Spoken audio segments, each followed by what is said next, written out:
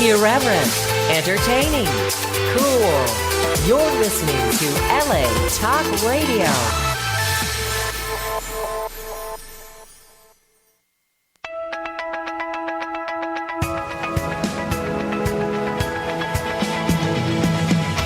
You're listening to Question Reality with Priscilla Leona, right here on LA Talk Radio.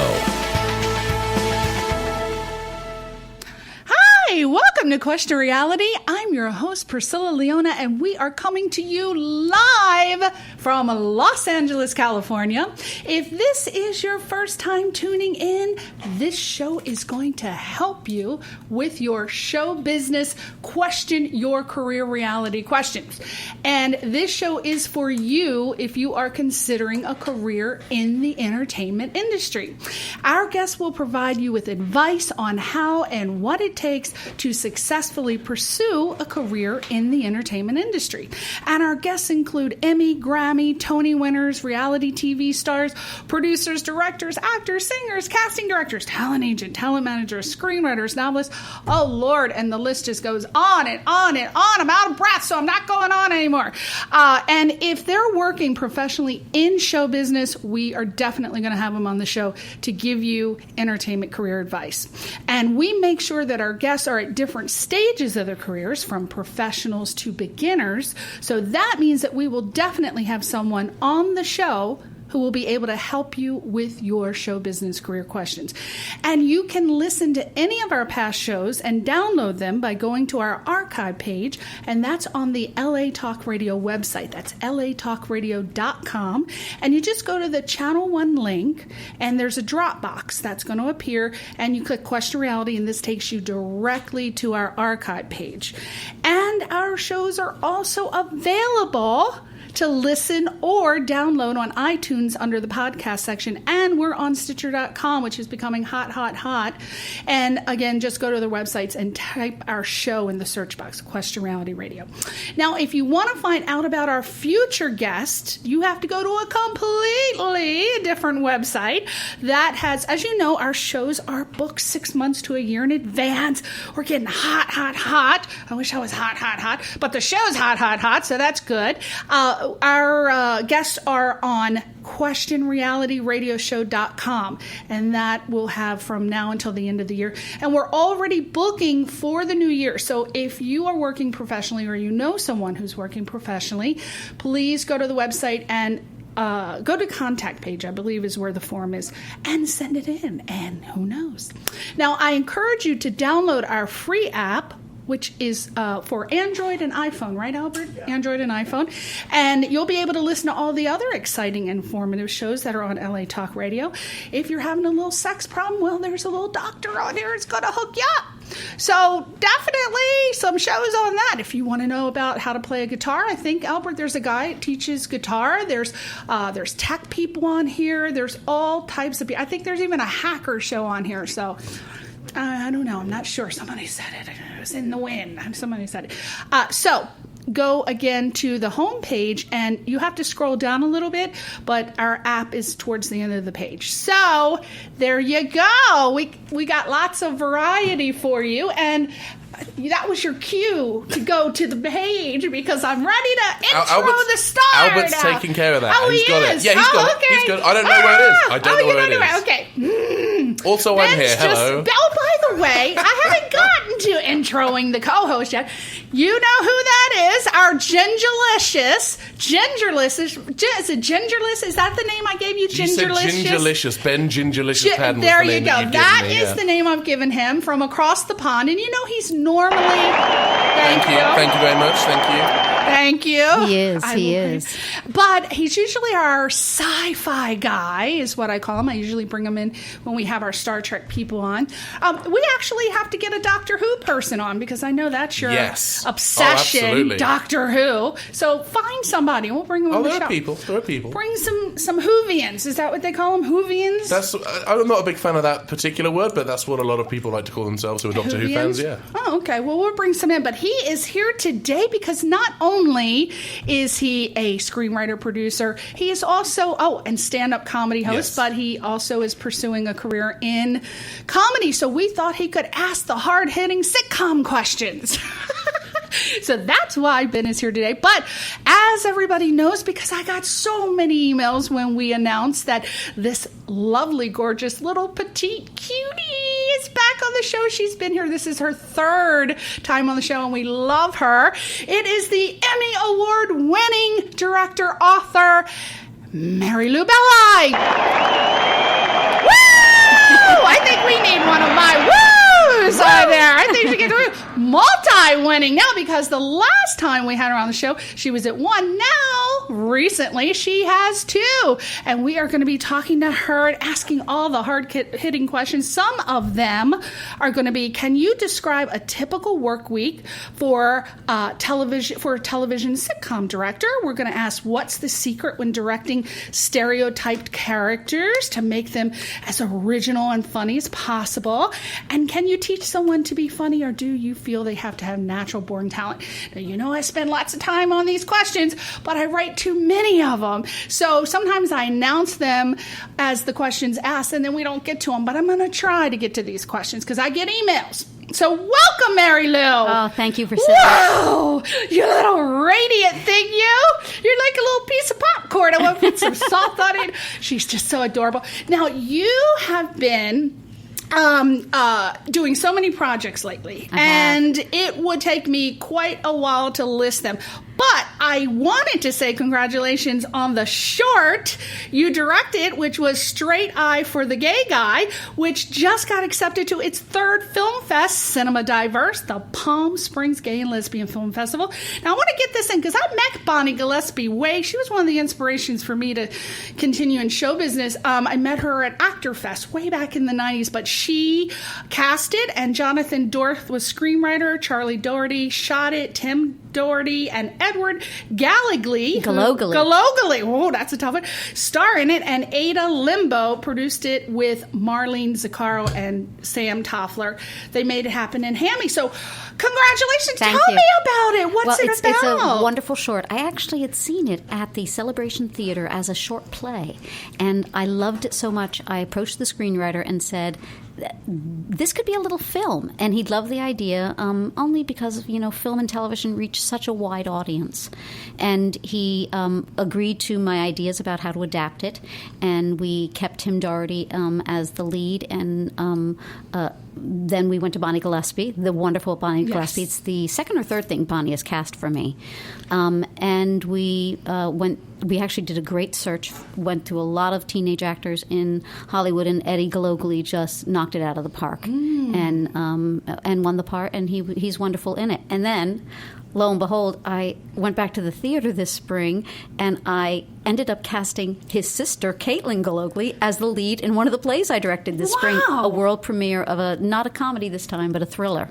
Wow. Now, I did notice, what is Hammy? What is that? Hammy is the professional performing arts high school. It's Hamilton High. It's actually called the Academy of Music at Hamilton High, and it's on Robertson Boulevard in Culver City. Oh, good. I didn't know that. Now I know what the Hammy. Lots of graduates. The man who played Spider-Man on Broadway graduated from it. I have a quick question. What sort of, how challenging is it to take something that was originally a stage play and adapt it as a short film? That was one of the reasons I wanted to do it.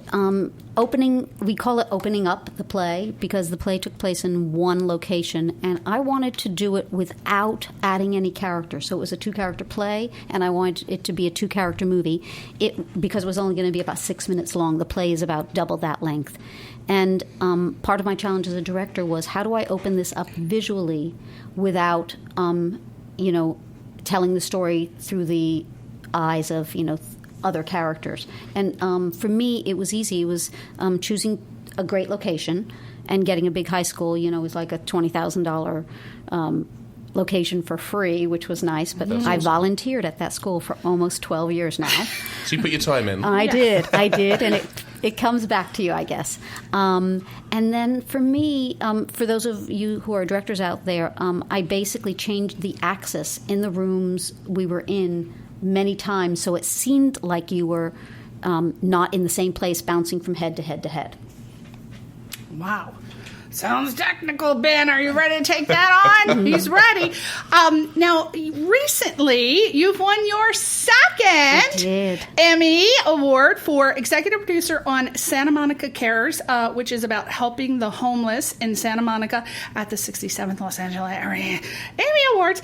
I want to ask you, is that project, what kind of impact is that having on your life? And how did winning the Emmy, how is it affecting your directing career? This, for me, it was probably one of the most fulfilling things I've ever done, because I chose to do it because when I won my first Emmy, there was a woman director named Nancy Malone, who's no longer with us, but Nancy mentored 10 other upcoming women directors and said they should get a shot, they should be showcased. And as part of the Women's Steering Committee project, we approached the same TV station, City TV of Santa Monica, and said, hey, let's do this again. And they jumped at the idea, and I mentored 3 new women directors. Wow. So it was a full circle.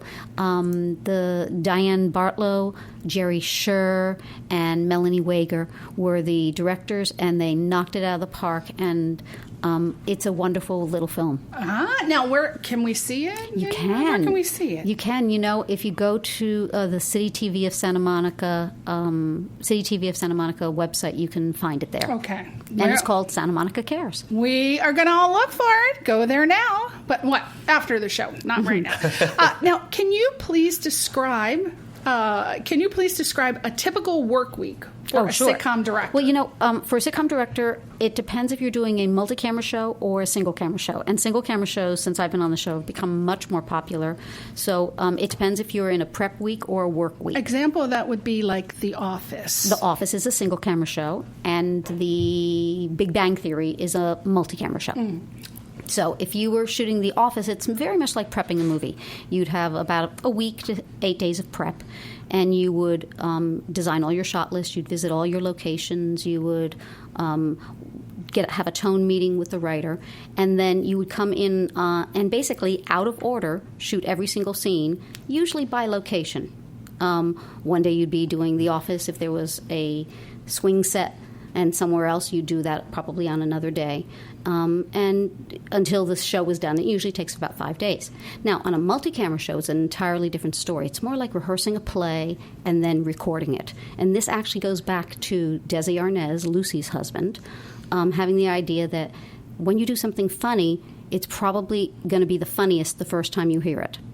Possibly the second, but the third, fourth, fifth, and sixth time, less funny. Right. So what you do on a multi-camera sitcom show is you come in on the first day and you read at the table the brand new script, rehearse, and then go home. The second day you come in and you rehearse the rewritten script or updated script, and you do a run-through for the studio that afternoon. On the third day you come in, it's been rewritten and rehashed and revised. You rehearse the newest script on Wednesday, and you do a dress rehearsal that day for the network. And then on Thursday, you camera block it, and on Friday, you do it in front of a live audience. Wow. Now, shooting out of order, ideally, because you have a background in musical theater, where it all goes in order. How did you feel about that when you first started directing and things were shot out of order? It's interesting because the director has a lot more power in that situation, because you then become the arbitrator of, is this making sense? Is this going to fit together? And being the little megalomaniac that I am, I love that. And it's one of the reasons that I've been doing a lot more episodic television now. In addition to the comedy, I love doing hour shows for that same reason. It's it's a more complex puzzle to put together from my point of view, and I love doing it. How do the actors feel about that? They've acclimated, but starting out, would it be kind of harder? Or if they come there's from a trust play level background? that has to happen between the director and the actor in that situation, and I have actors request me all the time as a director. It's mainly why I work, because they go, I want to work with her. Right. You know what you're doing. What? You know exactly what you're doing. Yeah, I know what I'm doing, and I get it done on time and on budget. So the crews love me because I get them That's home on marvelous. time. Oh, we love that. No 17, 20-hour day. No golden time with Mary Lou, so forget about it. Now, what has been your most challenging personal realization that came as a result of directing a sitcom? Wow, that's a great question. I would say I do what I can. and this is I'm gonna go into a gender situation here. Getting my next job. I think the expectations in many other professions is that you will get the next job because of work you've done before, and that's not necessarily the case. It's kind of like starting over and realizing that the network of people with whom you work and your reputation, and that is a really important thing that your listeners really need to know. Your reputation is a really important thing in this business, because you can ruin it once and your career is over. But you have to go out there and always be respectful, know what you're doing, be prepared, and get the job done. And then hopefully that will impact in some way your next job. But in terms of the gender situation, it's been a challenge, and realizing that as a woman that there are less jobs, and that sometimes, and I won't say this has happened to me, but a lot of women, you fail once and you don't get another chance. And many men who have failed get chance after chance after chance. So, it's... And then on top of that, then you have to look at it from a woman's point of view and say, and it can't matter at all. All I have to be is a good director. So you look at it, you know the situation out there, and then for me, I just ignore it completely. If you and a male director had the same script, do you think that it would end up the same? Would it be I a don't different even approach? think that's a gender thing at all. I think every director will tell the story a little bit differently. Where I work, which is television mostly, I feel my job is to really study the show that's on the air already and deliver something within the confines of how do they usually tell their story, and then add my own spin on it. Now, which of your directing projects has left a lasting mark, good or bad, on you, and why? Well, you know what? I will say the series that I've directed for the last couple of years, which is regretfully now off the air, Heart of Dixie on the CW, was that great mixture of drama and at the same time a very funny cast, and it mixed humor and music. And I would say it was one of the happiest shows I have ever worked on. And I'm going to did quite a lot of work on that show. I did. Yeah. I did it for 2 seasons. And I will tell you, Lila Gerstein, who created the show, and it just went down from there. She's one of the loveliest, most empowering producers I've ever worked for, and I loved every moment of it. And, she's a good person, she's a thoughtful person, she's a respectful person, and it starts at the top and it just goes down, because everybody on the set was like that too. Right. It was kind of like, if you weren't nice, the mythical town it took place in, or the fictional town it took place in, was called Bluebell. You were not allowed in Bluebell if you weren't nice. Good, I like that. Or at least back in Bluebell. Always starts at the top. Your employees are only as happy as the big boss. What is one thing that you wish you knew before you started directing sitcoms? Before I directed sitcoms, I didn't know exactly where I wanted to be in the business. And I'm going to say this, and when I teach students or lecture at universities, I always say, really take a look at where you want to be 10 years from now. Because where you start, it's going to take a while for you to get there. And if that's the case, aim for where you want to be in 10 years, because changing careers, for instance, myself, from comedy to drama, I realized I really wanted to be in drama, and or something that had a nice mixture of both, and taking the step from one genre to the other was not easy. What was the hardest part about doing that? Well, for me, it was from the multi-camera show to the single-camera show, and people trusting that I knew how to do both. You get kind of pigeonholed as having one set of expertise, and people aren't necessarily sure that you can, Exactly, Yeah. Ben. And it happened to me before that, because I started out my career directing a lot of children's programming, and the expectation was, oh, she's great with kids, but can she direct adults? Now, of course, that sounds absurd when you say it. Of course I can. And can she direct comedy and direct drama? Well, of course she can. Yeah. But you do get pigeonholed. And there's no real difference. I mean, the key difference between kids and adults are just, they're kids with mortgages. It's the same. Right. It's the same thing. Absolutely. Yeah, they've got sugar daddies. Literally, they're daddies. Now, most actors have survival jobs to supplement their income, and they usually have funny or horror stories. So, Mary Lou Belli, what was your worst and funniest survival job before you made it? I worked at a bakery where we sold giant chocolate chip cookies in New York City, and I would get there. My husband and I actually ran the bakery on Sunday mornings, and this was a chocolate chip cookie that for a brief moment of time was like highlighted in Vogue magazine, Oh, wow. the New Yorker magazine. It was Like the cronut. It was the cookie to send. It came beautifully boxed. It was really good. And for a second, it was hot, so the bakery had to be opened, 7 days a week. And my husband and I, Sunday was the day where we weren't going to have, be filming a commercial or anything. So that was a day that we said, okay, this is the day we earn money on the side. Yes. Giant chocolate chip cookies. Ooh, that was a fun job. There's no horror in that story. Do you still have access to the giant Yes. chocolate chip? I do not. I do not. I'm so sorry. Now, you said in a YouTube interview, actor Biz Guru, when asked if you can teach someone to be funny, and you said, quote, "It is more challenging to teach someone to be funny who has no sense of rhythm and doesn't hear the music." It is. Can you explain that to us? Yeah, it's still true. But I will tell you the answer to that question more simply is yes, you can teach somebody.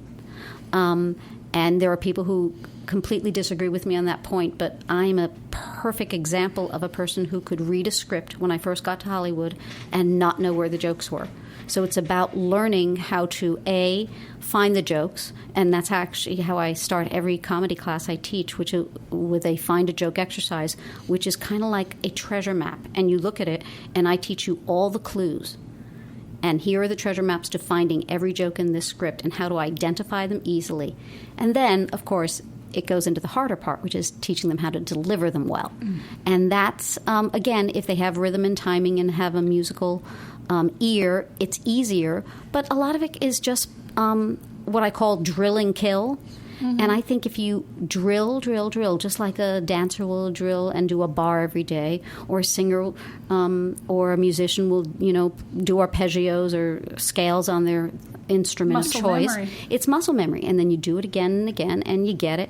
And then the third component for anybody doing comedy is that gene that happens where you know you're funny after you've done enough drilling. You just go, oh, I know how to do this.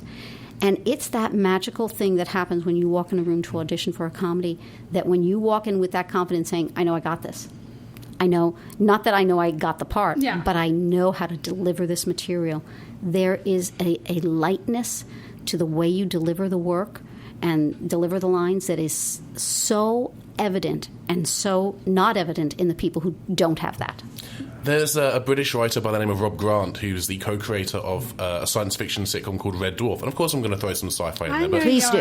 Rob Grant, when he was, he did an interview in I think either the late 80s or the early 90s, where he said that one of the things he wishes he could do as a comedy writer is write the scripts on sheet music, so you've got how the lines are supposed to be delivered Isn't and that the timing interesting? and everything. Yeah, so that's exactly what you've just said. I always say that, sometimes people will, when people add an extra word that wasn't in the script, I always go, well, you're trying to fit a 5/4 measure into a 4/4 measure. There's only 4 beats in this scene, in this measure. There's only 4 beats, and if you add 5, you've ruined the rhythm of it. Exactly. A good joke, it has a musical quality Right. to it. It's got a Gesundheit. Gesundheit. It's got a rhythm and a bounce, and you've got the right words in the right places, and it's got a good joke has that a good punch at the end.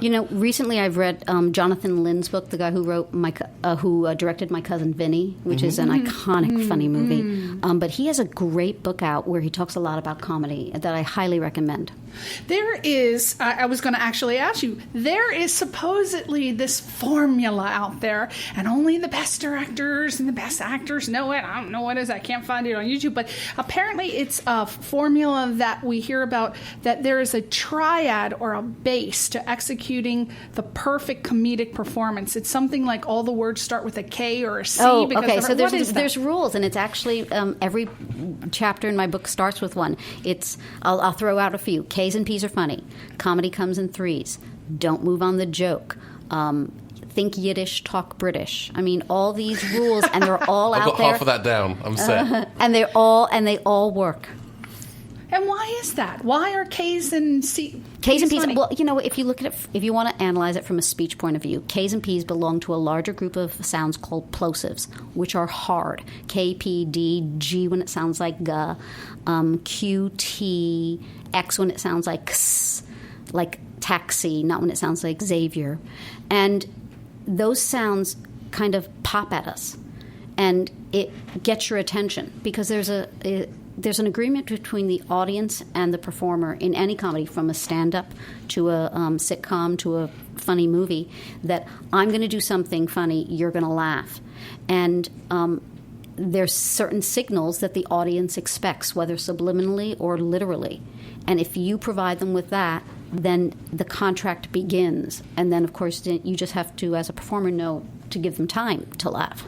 Do you practice that, Ben, in your sitcom, your comedy? Oh no, routine? I'm terribly unprofessional, and I just kind of, I don't even have a set. No, yeah, that's all stuff. I actually, not that you're interviewing me, but I didn't get into stand up until I moved here, and I took a stand up class with a gentleman by the name of Greg Dean down in Santa Monica, mostly to help with my comedy writing.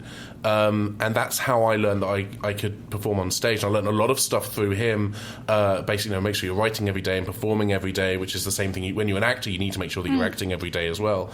And yeah, so that this is all, it's all part great of stuff. Yeah. I was in Chicago and listening to a radio show there, and it was kind of a precursor to Last Comic Standing. And I heard 3 comics in this one long trip I was taking, and the one with superior material did not have the superior delivery.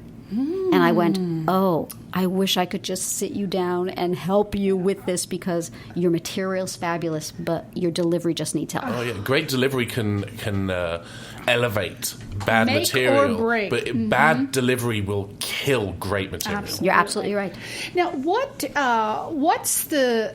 is the secret when directing stereotyped characters to make them as original as possible? I always say you should work from within, and when an actor brings those things that are special about them to the character, then it will change every caricature into someone who is three-dimensional. That you are saying, well, how is he like me? Or sometimes, how is he not like me, or how is he like someone I know, if you're going to do like an acting substitution. But the more you can ground that person or that character in the reality of your emotional life, or your own emotional life, then all of a sudden it takes off from being the caricature to the real. And I always tell actors, there's usually a line in every scene you do, or in every audition you ever have, that is quintessentially the character you are playing, that no one else in the world would quite say that line in that situation, or it's sometimes not even a line, would react in that way, having heard a line from another character in that way. Right. So when you find that real behavior, it, again, changes it from a cartoon to 3 dimensions. This is a weird question. I write They're them all weird. weird questions. We love them from you, weird. Priscilla. I write them weird. What challenges do you hope for when you direct a sitcom that you feel will enhance your personal abilities? What am I looking for when let me think about that. Because you want to stretch yourself, and so I do. I guess I always look for the unusual, and I'm always looking for the behavior to fit the specific character. So if I can be the person who leads the actor to, and sometimes the physical comedy, Right. to say, it's, I was coaching somebody this morning, and there was something that was, the character was described as nerdy, and I said, you need to pause in the middle of that line to hold for the laugh, and because you introduced this character by putting on your glasses, I said, push your glasses up on your nose, right at that pause for the laugh. And it became the essence of who that character was. So I'm always looking for those little physical things as well. Those little nuances that just seal the deal with the line. It's amazing how much, even something as small like a costume item or a prop can just help totally shape the character. I mean, Absolutely. I think of something like Buffy the Vampire Slayer. I don't know if how familiar you are with the show, but Anthony Stewart Head with his glasses, and in the first 3 or 4 seasons, where he would just in the middle of a sentence just take them off and clean them and put them back on. It adds so many layers to his character, and it's such a small thing. Yeah, and ladies, don't forget the shoes. They can be the secret to who you are if you're acting. That's true. I'm glad you... It's just like you're totally psychic and tuned in, because my next question was, what are some directors' pet peeves about working with actors? They are all asking this. You know what? And, things that you feel would be a hindrance to their acting careers. Here's one of my pet peeves. It's an actor who doesn't realize that part of his job is continuity. Now, yes, there is someone on set who is watching continuity, the script supervisor, but there are too many things that I have had to leave on the cutting room floor in the edit bay because an actor had, let's say, a bottle of water in the right hand in one shot, and then we go to the next take and it's in the left hand, and I want to use it, but I can't because it's going to jump from the one side of the screen to the next. And I just want to say, practice that, especially on a sitcom where it's 5 days. You had 3 days of rehearsal.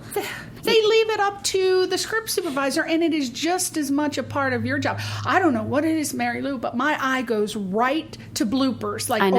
My eye goes right there. I will tell you the person who, from the moment she opened up her first word of a first sentence she would utter, she was thinking this way, was Fran Drescher. And she was magnificent in terms of matching. And as a result, any set she was in, you always felt, if it was her kitchen, it was hers. If it was her office, it was hers. If it was a party she just arrived at someone else's house, she touched something in the room that made you think, I belong here, if that's how the character felt.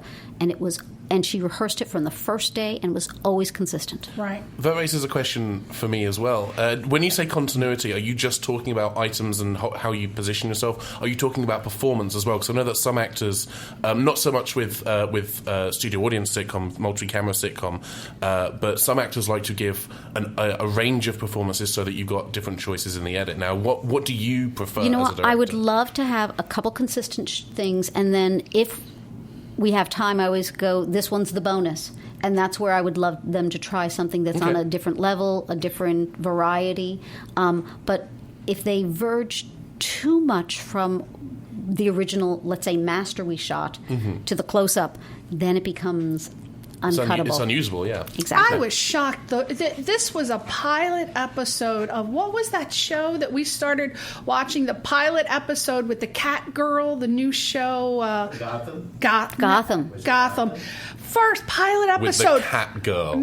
She was a Catwoman. Well, she's Catwoman. Well, she's going to become Catwoman. Right now, she's Catgirl. She's a young girl. She's an urchin in the street who befriends Bruce Wayne, the young Bruce Wayne. First pilot episode, and Albert loves this show, but you know what? I hate to say this, but it's true. I only speak the truth. I could not watch it again because the pilot episode, she's in the alley, there's a milk bottle involved. The milk bottle is, the guy, I think, dropped his groceries. The milk is full. The next scene, they just did the intercut. Next scene, she's drinking the milk, and there's only this much milk, and there's like an inch of milk. I'm like, how could you do that? And the pilot was just plagued with continuity problems. And I thought, why would you do that on your pilot episode? I can see if it's been on 18 years, but can you explain that? Have you ever seen that? Because it's different priorities for different people. I can bet you that the director's cut, it goes through many, many cuts, and different, it's kind of sometimes art by committee. And not that art by committee doesn't work brilliantly sometimes, but sometimes it'll work against it where someone says, who's going to notice that? I want her because I really love that their hair wasn't in her face on that take. Where the director might say, who cares if her hair is in her face? It's what was going on inside was more important. Yeah. So it's just different I can priorities see that, from the but people that who are was making the decisions. Glaring, full bottom, and then it just went on. But Gotham's a great show, and they worked it out. It got less and less and less and less. But I watched the whole season. It just got better and better. Yeah, so you noticed that too, obviously. You remember the milk. I still remember the milk bottle to this day. And I'm like, where's that script And Jada supervisor? Smith, wow, is she amazing. Oh, she's and good what in they gave her to everything. do. Good. And, oh, my God, she's so remarkable. What are some pet peeves that you have? Did I just ask that? You just literally asked that same question. Not even a damn wild turkey cocktail in sight, and I'm already doing. What does a director on a professional set, a sitcom set, what does a director expect out of an actor on the set before, during, and after a shot? Well, before, I would hope that they would be concentrating and know, as an actor, what was the moment before. So what happened before the last scene they saw me. During, I would expect them, whether they were speaking or not, to always be in character, because you can't imagine how many times I will want to cut to the person not speaking, but cut to the person listening. And then after, I would say, if we've done your side of the shot, and then we're directed, and then we're going to shoot the person who you were talking to, be present. Give the same performance for them so they can act and react to what you just did in a very consistent way. So be a really good scene partner. Rachel Bilson, toward the end of her pregnancy in the last season of Heart of Dixie, we always had a double for her there because there was a certain amount of hours she was going to work, especially late in the pregnancy. But there was a really emotional scene that she was doing in one of my episodes, and we shot her out. She could go home, and, she didn't. She stayed for the actress she was doing the scene with, just to be there to give her that consistency in terms of play off of me. And as a result, I have goosebumps just thinking about that scene and how well it went. But to Rachel's professionalism, I just have to credit that. There is, along similar lines, what's the name of the woman from Orphan Black? Whose name... Tatiana Maslany. I am obsessed with her. She's amazing. But even just as amazing as her is her body double, because she accepted an award a couple of years ago, and she was saying that her body double gives her the exact same performance back, and that helps elevate her. When you have something to actually, like you said, it's not just acting, it's reacting. You've got to have something to react to. Are you familiar with this actress? I didn't know who the hell she was. I think Mary the whole Lou. show is phenomenal. And I think it's Kate Mulgrew, who has had a lifetime of great acting, is brilliant in the show as well. Right. Oh, wait a minute. Did she... you're thinking of Orange is the New Black. Oh, wait. You're thinking of Orange is Black. Orphan Black. Oh, so Yes, sorry. Orphan I was Black thinking is, of a new show. Yes, I'm like, wait a minute. I don't remember Let's just the conflate captain the two there. into Orphan is the New Black. Yeah, Orphan Let's just is do the that. New It's just Black. a prison full of clones. Oops. I'm so sorry. But you are right. Kate Mulgrew is absolutely phenomenal. Brilliant. And she had to do the same thing on Voyager as well. There are a number of episodes where she's got to talk to herself, and you've got to be able to give that performance on both sides. But have you seen Orphan Black? I have. It's great. Who the hell can play? I think she's up to 10 characters by now. She's at a dozen at least. And I swear to God, everyone, I think I'm looking at a different actress. Yeah. I'm and like... a lot of it is, again, she's a very talented actress, but her double is giving her that performance to react to. One of the actors on the show was saying that they joined in, I think, season 3, and they were saying that they were doing a scene, and she was... dressed up and ready as a different one of the clones, and this other actor felt the need to go and introduce himself again because she just physically everything about her changes, posture, accent, how she carries everything. But the way she walks, the way she talks about and for me, and a lot of times this happens. I did not know who Connie Britton was because I had not watched American Horror Story. Right. And then when I started watching Nashville, I'm like, wait a minute, how the hell is this woman so good? So I run a lot of people, not just me, but a lot of people run across shows where you see these phenomenal actors and you didn't know who they were before because you weren't necessarily following their career. And it's just amazing. But this Tatiana Maslany, she came for me out of nowhere, and I can't even stand it. I've never known any actress that is as good as her. And she's so good that when she's on the set, the directors are like, excuse me, they don't know, the crew doesn't know who she is. You know, Taraji Henson, who's now doing Empire, is so good. And a lot of people didn't know that she had a huge body of work before this. And then you go... But what you're just saying, it's sometimes that iconic character that makes them break out, and then everybody knows them, and then hopefully they'll IMDb them, and then go back and see all the other work they did. That's what I did. And go, oh, it is great. That's what I did. She's always been great. I just didn't know. Yeah, I saw her in Nashville, and I'm like, God, I wonder what she's been on. Let me look. And then I saw American Horror Story, and I had not had any interest in watching it, and I started watching it just because of her. So you can get a whole new audience if you cast it. Hugh Laurie, who played House for, was it 10 seasons? It was huge in the UK and I guess he had kind of like a niche audience here through things like a bit of Fry and Laurie and Jeeves and Wooster and Blackadder. He was a huge, like, household name in the UK. And then he does House, he does Stuart Little, and then he does House, and he blows up over here. He's humongous. And now people are going back and finding his, like a bit of Fry and Laurie and so on Netflix. I'm so glad you brought Hugh Laurie up because I have a question for Mary Lou. It just came right out of my head. Yes, I want to direct him. I watched an interview, which I love Graham Norton. I just think that's the ultimate nighttime show host. But he has a show like Leno and Letterman, but it's in England on the BBC. And you can catch it on BBC America. BBC America. He had Graham Norton. He had Hugh Laurie on, and I could not believe that Hugh Laurie and I share the same problem. Hugh Laurie says, it was he and George Clooney on. And apparently George Clooney remembers every line of everything he ever did. All of that medical jargon from Yes, ER, he was just... And Hugh said, I am completely the opposite. I cannot remember my lines after I say them. I don't remember any of them. I don't remember lines.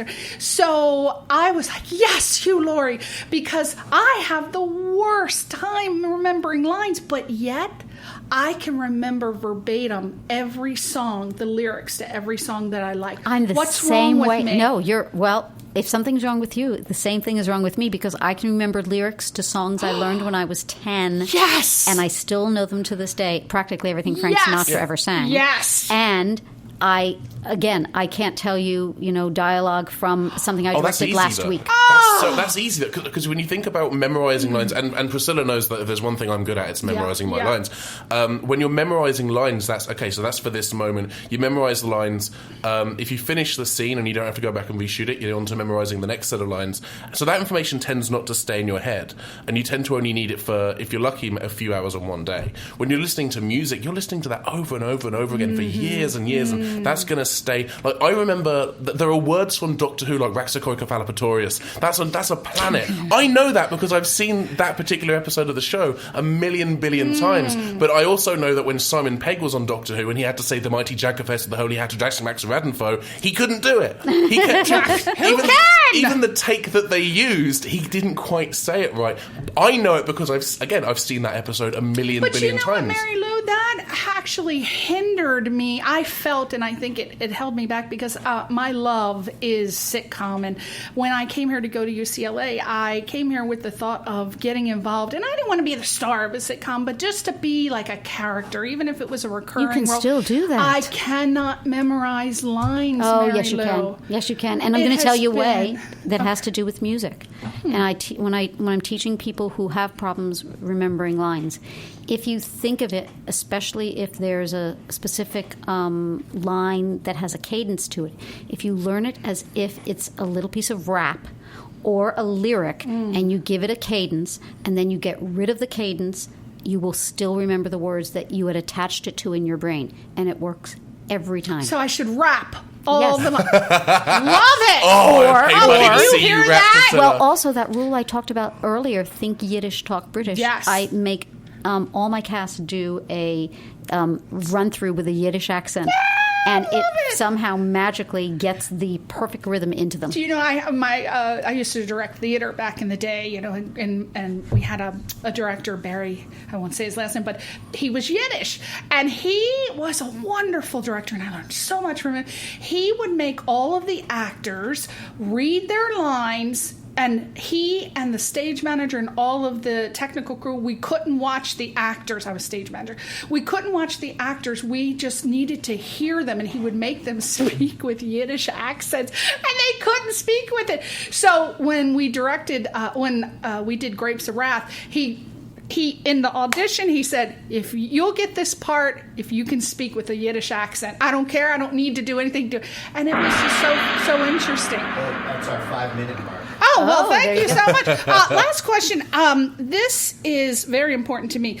Now, it's long. Okay, being a sitcom and comedy fanatic, I try to watch every single one, hoping to get my old comedy high back, which I got when I watched Cheers and It was a golden age during the Martin, 80s and the 90s, yeah. Yeah, Martin, Prince of Bel-Air, All in the Family, Vernon Sherry, The Wonder Years. I want to get these in. Everybody loves Raymond. But it seems like recently a lot of sitcoms have had the same comedic feel or flow to them.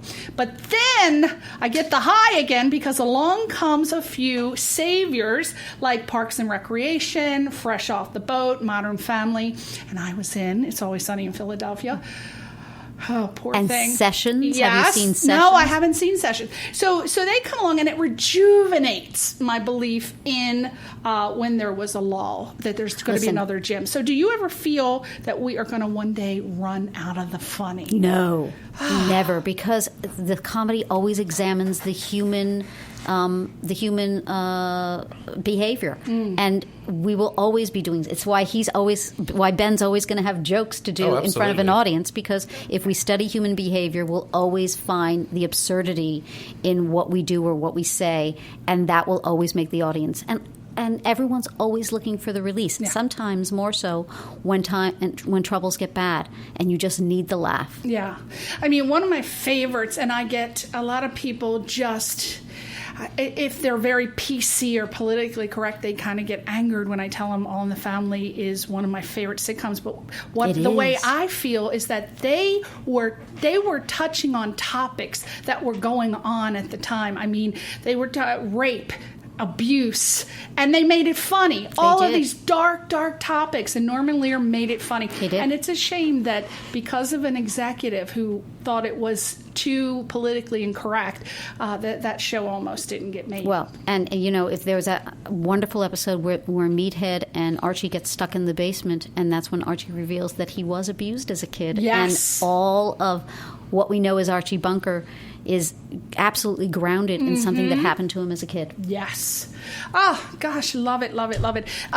What are some projects that are coming up for you? What exciting things are I'm coming actually directing NCIS New Orleans in October. What's So my I favorite get to direct the shows? fabulous Scott Bakula and Company. So That was one of my Star- mum's favourite shows. Yeah. And yeah, Scott Stargate. Bakula was in Star Trek Enterprise. Star Trek and Enterprise. Quantum Leap. That was his big thing. I love Quantum Leap was his first sci-fi Yeah. thing. He was great in it. Oh, he's so cute too. He is, and nice. Yeah, he seems nice. Oh, but I maybe you can also put in a request to direct NCIS. Yes, I would love to. I actually, in order to get the job, I actually met Mark Harmon. Mark, he so- directed me in what was that? I was on the show Boston Public. Yeah. Oh, he was so nice nice. to me. He said, "Oh, you're so pretty." I also have one of my sitcom career classes coming up that begins on September 12th. So you can go to maryloubelli.com and get in touch with me through that. And I will tell you there's a waiting list, but if you get on the waiting list and you don't get in this one, you'll get in the next one. Well, I know what I'm doing when I get home. Yes. How many students per? I top it off at 15. 15. 15. And where is it located? I usually rent Scott Sedita's studio on Larchmont Boulevard, but I basically you is don't it a contact ground Scott. floor, or is it one of those No, where you it's- have to walk up? Nope, 20 it's flights right of on the steps? ground floor. Yes. It's a great studio. Yes. It's clean. It's easy parking. It's in a beautiful neighborhood. And You lecture all over the country do. as well. I Still, do, you yeah. lecture, so you are available to come to Yeah, I'll be at colleges. UCLA next Sunday morning. And finally, I have straight up for the Gay Guy before it hits Palm Springs, Gay and Lesbian Film Festival. It'll be at the California Indie Festival the weekend before. Where is that located? In Northern California. It's at 3 locations, in Moraga and in the Castro section of San Francisco. Darn, so we can't see it here. It's Well, already passed. well, you know, By it's the only- time I get to it, It's only, already, it's already the third gone. festival, and it's, I haven't heard from at least 10 festivals we've applied to, so I'm hoping it'll be somewhere here. I'm a screener at the Burbank Film Festival. Darn, but our deadline is cut off. Darn. Oh, I wish you would have some known. strings, I Priscilla. didn't tell Pull you. some Pull some Strings. strings for me. Oh, well, here you go. Isn't he annoying? This is what... He's not. Thank you for having me. I want to thank our gingerlicious in-house Ben Padden, who still has one of the last.net. One of the last.net. You laugh, but every time website you address. say it, people go to benpadden.net every time you make fun of it. benpadden.net. Mary Lou Belli, MaryLoubelli.com. You can just Google her and you'll find her. Also, she's on, of course, IMDb. And we thank her so much for coming on the show. Mary Lou Belli, thank you so much. Thank you, Priscilla. I love being here. Do You're the you? best. Thank you. And you're funny. Thank you. Oh, well, see, if I could only memorize a damn line, we'd be a tag team duo. We'd be like the I next... showed you how. You're going to learn it. That's right, I am. I'm going to put all my lines to the tune of "And I Ran."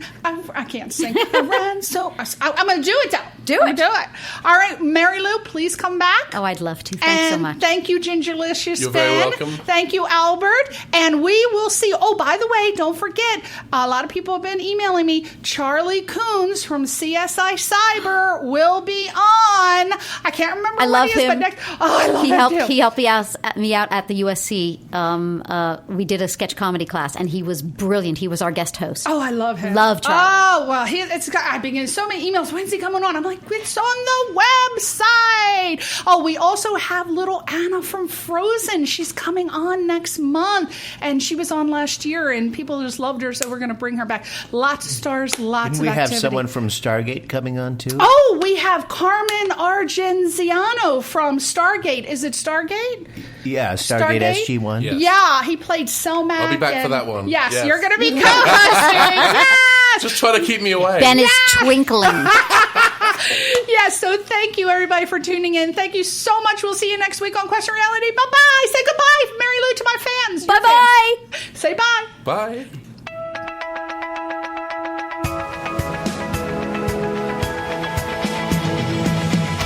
You're listening to Question Reality with Priscilla Leona, right here on LA Talk Radio.